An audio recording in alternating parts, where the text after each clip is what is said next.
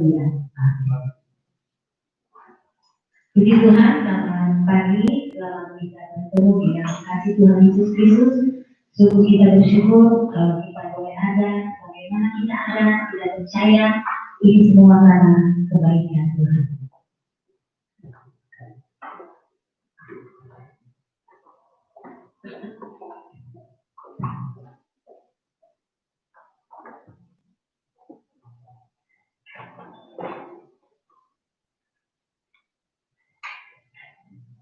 Kita akan membuka Alkitab kita di dalam Perjanjian Lama. Kita akan buka di dalam ayat pasalnya yang ke-7.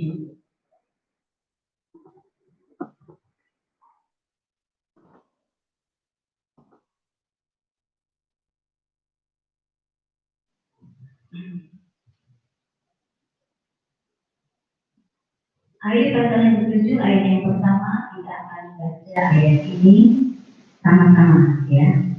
Kalau saudara-saudara sudah mendapatkan, kita akan baca ayat ini sama-sama.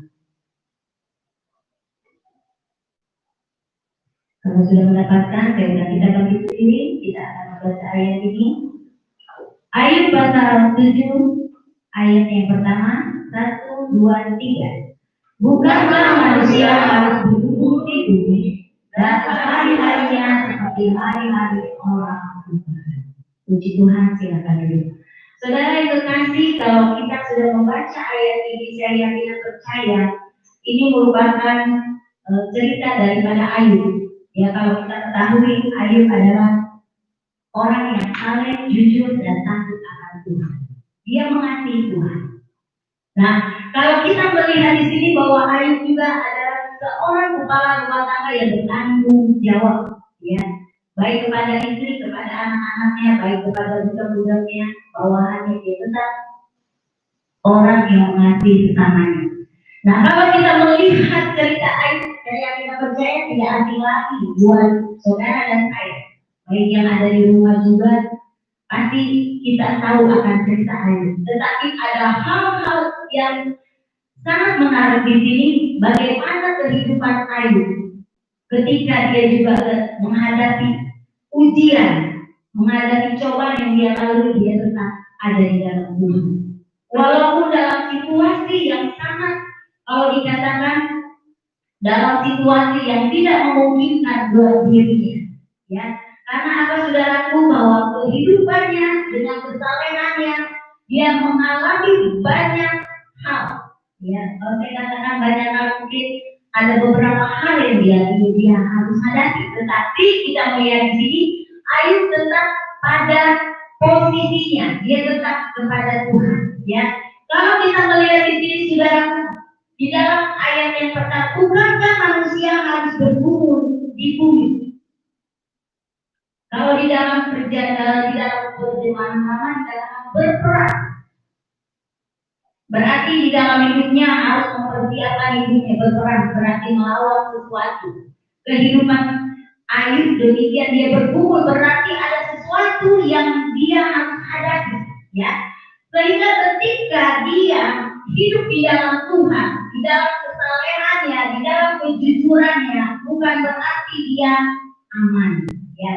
Bukan berarti dia tidak mengalami segala sesuatu, tetapi kita melihat di sini ketika di dalam dia mempertahankan hidupnya, ketika dia mempertahankan keberadaan, kita melihat di sini dia tetap ada di dalam Tuhan. Dalam situasi yang tidak menyenangkan, kalau saya katakan, ketika dia mengalami sakit di bagian tubuhnya, kalau dikatakan kulitnya juga dikatakan boroknya, sehingga kalau dikatakan digaruk dengan beli, juga. Sehingga kita melihat betapa penderitaan yang dia alami, anak-anak yang dia kasihi, 7 anak laki-laki dan perempuannya meninggal. Bukan itu saja, tetapi harta kekayaannya pun lenyap. Tetapi kita melihat di sini sudah dengan begitu banyak hal yang dia hadapi, dia tetap ada di dalam Tuhan. Nah, di sini saudaraku, kesalehan daripada Ayub mengacu bahwa di dalam dirinya dia tetap komitmen kepada Tuhan. Dia tetap setia kepada Tuhan.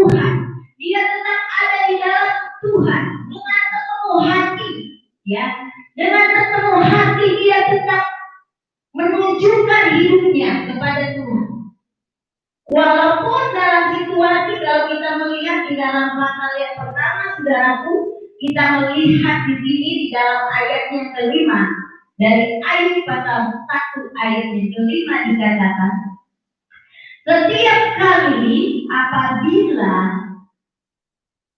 hari-hari pesta telah berlalu, Ayub memanggil mereka dan menguduskan mereka. Keesokan harinya pagi-pagi, bangunlah Ayub, lalu mempersembahkan korban bakaran sebanyak jumlah mereka sekalian, sebab pikirnya mungkin anak-anak sudah berbuat dosa dan telah mengutuki Allah di dalam hati. Demikianlah dilakukan Ayub senantiasa. Betapa dia mengasihi Tuhan. Dia mengasihi Tuhan dengan sepenuh hati ketika dia juga, kalau saya katakan tadi, dia menjadi seorang ayah yang bertanggung jawab dalam keluarga. Dia tetap mengawasi anak-anak mereka, ya. Dia tetap mengasihi keluarganya. Walaupun ketika dia menghadapi mungkin pesta orang pada waktu itu, tetapi dia tetap mempersembahkan korban. Dia tetap ada di dalam Tuhan. Dia tetap merasakan kasih Tuhan di dalam hidupnya. Saudara yang terkasih, ketika Ayub menghadapi penderitaan yang dia hadapi, ya, bukan saja dari luar, tetapi juga dari dalam. Ketika dia menghadapi dalam kehidupan, dalam situasinya yang tidak memungkinkan, tetapi kita melihat dia tetap ada. Bukan saja kalau dikatakan istrinya yang paling terdekat sekalipun dikatakan dia untuk membuat Allah, tetapi kita melihat bukankah kita hanya untuk menerima yang baiknya saja, yang tidak baik kita tinggal, baik tidak baik kita tetap dapat merasakan. Jadi Ayub mau apa yang dia terima, apakah itu baik tidak baik, dia tetap mengucap syukur kepada Tuhan. Jadi saudaraku yang terkasih, kehidupan daripada Ayub dari setiap perbuatannya, dari setiap perkataannya, dia dapat melakukan. Karena apa? Dia memiliki komitmen kepada Tuhan. Ketika hidup kita memiliki komitmen kepada Tuhan, ya, berarti kita mulai dari diri kita sendiri, ya. Nggak mungkin kita mulai dari orang lain, tetapi kita mulai dari diri kita sendiri. Ada satu tujuan di dalam setiap hidup kita. Ayub mempunyai tujuan untuk keluarganya dapat memberikan yang terbaik buat Tuhan. Dia mau memberikan sesuatu buat Tuhan. Karena apa? Ketika dia bergumul melawan dirinya sendiri, melawan setiap orang, mungkin tidak secara langsung untuk menyakitkan, tetapi ketika dia harus melawan sakit penyakitnya, saudaraku, itu berat, ya, sangat berat. Tetapi dia harus berjuang. Ketika dia mengalami luka di tubuhnya, dia harus berjuang, saudaraku. Bagaimana dia harus menguasai hatinya, ya. Kalau di dalam Amsal 4 ayat yang 20, jagalah hatimu dengan segala kewaspadaan. Ketika dia mengalami sakit penyakit, ketika dia mengalami anak-anaknya meninggalkan dia, istrinya juga, sahabat-sahabatnya, dia harus menjaga hatinya. Ketika dia menjaga hati, maka dia bisa berhubungan dengan Tuhan. Ketika dia dapat menjaga hatinya, dia dapat berkomunikasi dengan Tuhan, sehingga dia diberikan kekuatan. Kekuatan yang Tuhan berikan buat Ayub, saya percaya di hari-hari seperti saat ini kita banyak mengalami. Mungkin kalau dalam situasi saat ini, saudaraku, begitu banyak hal yang kita lihat, kita dengar, mungkin juga di sekeliling kita, tetapi kita ingat bahwa kasih Tuhan selalu ada di dalam hidup. Kita harus berpaut kepada Tuhan. Kita harus dekat dengan Tuhan. Kalau hidup kita dekat dengan Tuhan, Tuhan yang memampukan kita. Bukan berarti ketika kita sudah dekat kepada Tuhan, hidup kita benar kepada Tuhan tanpa ujian sudah tidak mungkin. Tetapi ketika kita dekat dengan Tuhan, ujian pasti banyak. Ya, di dalam hidup kita ujian banyak. Seperti anak sekolah pasti kan ketika dia belajar harus ada ujian. Ketika ujian ada namanya bisa diisi, tidak saudaraku. Tetapi itulah membawa hidup kita. Di dalam ayat yang pertama dikatakan ketika manusia harus bergumul di dalam hidupnya. Ketika dia bergumul, saudara, dikatakan di dalam kitab Kejadian. Kalau kita tahu bagaimana Allah menciptakan manusia dengan sempurna, segambar dengan Allah. Manusia tinggal di Eden, kalau dikatakan Allah sudah menciptakan semuanya, ya. Tuhan sudah menyiapkan segala sesuatu yang ada di taman itu. Apakah yang menjadi kebutuhan manusia pada waktu itu Adam dan Hawa sudah disiapkan, disediakan? Karena ketika Allah menciptakan manusia sudah ada dari hari pertama sampai hari kelima. Tetapi ketika Allah menciptakan manusia, Allah membentuk manusia dari tanah liat sehingga dia melihat dirinya menjadi gambar Allah. Kalau hidup kita menjadi gambar Allah, Allah taruh di taman Eden. Gambaran taman Eden adalah yang kau dikatakan hidup yang tenang, ya, hidup yang berkelimpahan. Tetapi ketika manusia tidak dengar-dengaran, ketika manusia tidak melakukan apa yang Tuhan mau, melanggar, ya, memberontak kepada Tuhan, pada akhirnya ada sanksinya. Manusia harus berjuang untuk bekerja dengan sekuat tenaga. Mungkin ketika dia bekerja, dia harus bekerja dengan 2 kali lipat. Mungkin ketika pada awalnya mereka juga kayak kita percaya di taman Eden karena Tuhan memberi kepercayaan kepada Adam dan Hawa pada waktu itu untuk merawat menjaga taman. Tetapi ketika Allah mengutuk Adam dan Hawa untuk kalau dikatakan laki-lakinya harus bekerja dan tanah akan menghasilkan. Ketika dia melakukan satu kegiatan untuk melakukan dalam pekerjaannya, maka disitulah kita melihat tanah itu akan menghasilkan. Karena tanah itu perlu beronak dan harus dijaga, harus dirapikan. Nah, kehidupan manusia juga, ya, kalau dikatakan di dalam setiap keberadaan kita, Adam dan Hawa jatuh ke dalam dosa karena kesalahannya, karena pelanggarannya kepada Tuhan. Tetapi kita melihat kasih Tuhan tetap ada kepada Adam dan Hawa. Dia mencari Adam karena pada waktu manusia jatuh dalam dosa, dia memiliki ketakutan yang luar biasa. Dia bersembunyi. Kalau kita mau dikatakan ngumpet, nggak ketahuan dia, tetapi Allah adalah Allah yang mengetahui. Dia mau terbuka dengan kita. Dia memanggil Adam, Adam di mana kau? Pada waktu itu Adam sedang tersembunyi, menutup dirinya, ketelanjangannya, dosanya, ketakutannya. Tetapi karena kasih Tuhan kepada Adam, kita melihat Allah meraih Adam, menjangkau. Saudaraku yang kekasih, ketika hidup kita bergumul di hari-hari ini, banyak hal yang kita hadapi, tetapi kita ingat hidup yang berat dialami Ayub lebih berat, saudaraku. Dalam rumah tangganya, ya, kalau kita katakan tadi, tetapi di dalam kesusahan yang dia alami, dia tetap ada di dalam Tuhan. Dalam tekanan-tekanan yang dia hadapi, saudaraku. Tetapi kita melihat di sini, saudaraku, bagaimana kita berjuang di dalam hidup kita, ya, berjuang untuk meraih segala sesuatu. Ketika seseorang mungkin dari anak-anak sekolah belajar, dia berjuang untuk dapat nilai yang baik. Mungkin seorang ibu rumah tangga juga berjuang untuk mendidik anak-anaknya. Kepala rumah tangga mencari nafkah untuk memberi sesuatu buat keluarganya.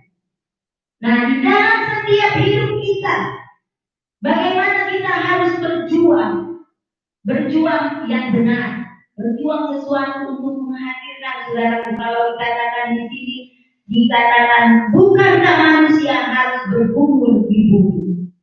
Berkumpul ini ada sesuatu yang dia kerjakan. Karena kalau orang berjuang berarti ada satu tindakan, ada sesuatu hal yang dia lakukan. Nggak mungkin orang saya berjuang duduk di tempat. Tidak mungkin sudah.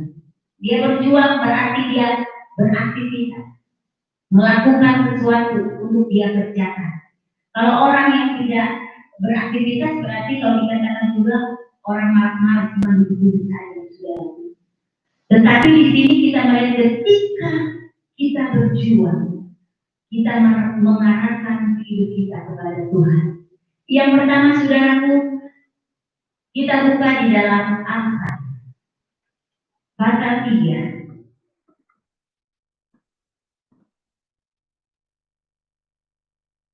ayatnya yang kelima.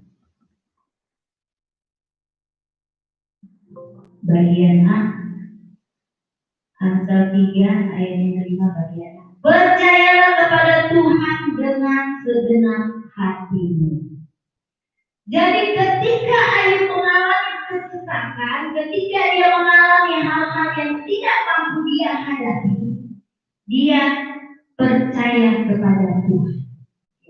Dia percaya kepada Tuhan dengan sepenuh hati. Hal-hal yang dia hadapi begitu berat, begitu sangat menakutkan pada waktu itu, ya saudaraku, pada waktu itu dia alami. Saya yakin dan percaya berat untuk dia jalani. Tetapi kita melihat Ayub tetap percaya kepada Tuhan. Dia tetap mengarahkan hatinya kepada Tuhan. Dia tetap memandang kepada Tuhan karena dia tahu Tuhan adalah penolong di dalam hidupnya. Karena ketika dia di dalam ketidakpercayaan, di dalam ketidakmampuannya dia, Tuhan menolong dia. Sehingga dikatakan di sini percaya kepada Tuhan. Jadi percaya itu bukan hanya sekedar yang percaya, cuma sekedar percaya, tetapi benar-benar hidup kita memiliki sesuatu pengertian yang benar kepada Tuhan. Ya, percaya di sini kita memiliki takut akan Tuhan, hidup sesuai dengan kebenaran firman Tuhan. Ya, hidup saleh, ya, hidup yang menyenangkan akan hati Tuhan. Sehingga itulah yang Tuhan mau di dalam setiap hidup kita. Dasar kita memiliki hubungan dengan Tuhan. Dasar yang harus kita miliki. Sehingga inilah yang harus kita rasakan, saudaraku. Percaya kepada Tuhan dengan segenap hati. Ketika percaya itu ada di dalam hidup kita, maka Allah yang memampukan kita. Allah yang selalu membimbing, menyertai kita di dalam keluarga kita, pekerjaan kita, di sekolah kita, di dalam aspek apapun juga kita harus mengutamakan Tuhan di dalam hidup kita. Dimanapun kita berada, di rumah, dimanapun kita berada. Jadi saudaraku yang terkasih, Allah mau ketika Dia membimbing kita, ya, Allah membimbing kita, menyertai kita, menopang setiap hidup kita. Itulah yang menjadi tujuan hidup kita. Siapa sih kita? Siapa sih saya? Manusia biasa, manusia yang lemah, tidak berdaya, banyak kurangnya daripada lebih. Tetapi kita minta kepada Tuhan, percaya kepada Tuhan dengan segenap hati. Jadi inilah yang pertama. Yang kedua, saudaraku, tetap dalam pasal yang sama, ayat yang sama, tetapi bagian B dikatakan, dan janganlah bersandar kepada pengertianmu sendiri. Jadi kehidupan kita, ya, kehidupan kita jangan bergantung dengan pikiran kita sendiri. Ada kalanya pikiran kita jalan sendiri, saudaraku. Menurut saya betul, tetapi betul. Tetapi Tuhan mau di sini kata janganlah bersandar kepada pengertianmu sendiri. Berarti bersandar kemana kita? Kita tetap bersandar kepada Tuhan. Ketika kita bersandar kepada Tuhan, Dia yang memampukan kita. Karena tadi kita sudah percaya kepada Tuhan dengan segenap hati. Jadi jangan kita bersandar kepada pikiran kita, karena pengertian kita bisa salah. Ya, pengertian kita bisa salah. Karena apa? Pikiran kita yang jalan sendiri. Tetapi kalau pengertian Allah ada di dalam hidup saya dan saudara, Dia memberikan hikmat dan luar. Karena hikmat itu adalah Tuhan sendiri. Jadi hikmat yang daripada Tuhan itu harus ada di dalam setiap hidup kita. Karena apa? Dia yang menerangi hati kita. Hati yang gelap diterangi, pikiran yang gelap Tuhan terangi dengan apa? Dengan Roh Kudus. Roh Kudus yang memberikan pencerahan di dalam setiap hidup kita, ya. Karena Roh Kudus yang memimpin kita, saudaraku. Karena di dalam setiap hidup kita, ya, di dalam setiap perjalanan hidup kita, saya dengan percaya bahwa ketika Allah yang memimpin kita, maka kita disebut anak-anak. Kalau kita menjadi anak-anak Allah, saya dengan percaya kita mau dipimpin oleh Roh Allah. Ya. Jadi Allah yang memimpin kita, Roh Allah yang memimpin setiap perjalanan hidup kita, sehingga kita mampu berjalan dalam setiap kehendak daripada Tuhan. Siapapun kita, ya, kita tetap mengarahkan semuanya itu kepada Tuhan. Jadi saudaraku yang berkasih, kita harus belajar memohon kepada Tuhan, ya. Kita minta hikmat kepada Tuhan agar kehendak Allah jadi atas hidup kita. Jadi kalau kehendak Allah jadi atas setiap hidup kita, Dia yang selalu memampukan langkah-langkah kita, ya. Setiap langkah, setiap langkah diatur oleh Tuhan. Jadi langkah-langkah kita diatur oleh Tuhan.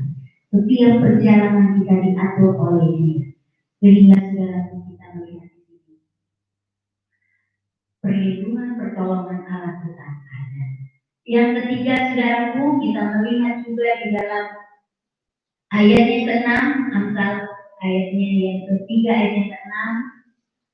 Akuilah Dia dalam segala lakumu, maka Ia akan meluruskan jalanmu. Jadi di dalam setiap hidup kita, rencana kita, keputusan-keputusan kita, ya, tindakan kita, ya, dalam setiap apa yang kita lakukan, biarlah itu kita lakukan menurut kehendak yang daripada Tuhan. Kita minta pimpinan yang daripada Tuhan, sehingga apapun yang kita lakukan, apapun yang kita kerjakan, bahwa setiap hari yang apapun yang kita perbuat di dalam hidup kita, milikilah hubungan dengan Allah. Ya, kita harus memiliki hubungan dengan Allah. Sehingga ketika kita memiliki hubungan dengan Allah dengan sebaik-baiknya, maka Dia yang akan mengawal setiap kehidupan kita. Jadi saudaraku yang terkasih di dalam Tuhan, marilah kita tetap agama Tuhan di dalam setiap hidup kita. Seperti di dalam ayat pasal yang ke-7 ayat yang pertama dikatakan, bukankah manusia harus bergumul di bumi dan hari-harinya seperti hari-hari orang upahan. Mungkin begitu berat, tetapi kita ingat di dalam kesusahan kita, di dalam ketidakmampuan kita ingat kita tetap percaya kepada Tuhan. Ketika kita percaya kepada Tuhan, saudaraku, maka kita akan melihat pertolongan Tuhan di dalam setiap kehidupan kita. Sehingga kalau dikatakan kita jangan bersandar kepada pengertian kita sendiri, tetapi kita mengandalkan Tuhan di dalam hidup kita. Tinggal kita akui dalam setiap kehidupan kita untuk ada di dalam Tuhan, di dalam kebenaran akan firman Tuhan. Inilah firman Tuhan pada saat pagi hari ini. Biarlah kebenaran firman Tuhan pada saat ini membawa setiap kehidupan kita untuk lebih lagi di dalam Tuhan, untuk Allah yang membentuk setiap kehidupan kita. Dan pelayanan selanjutnya saya serahkan kepada Bapak.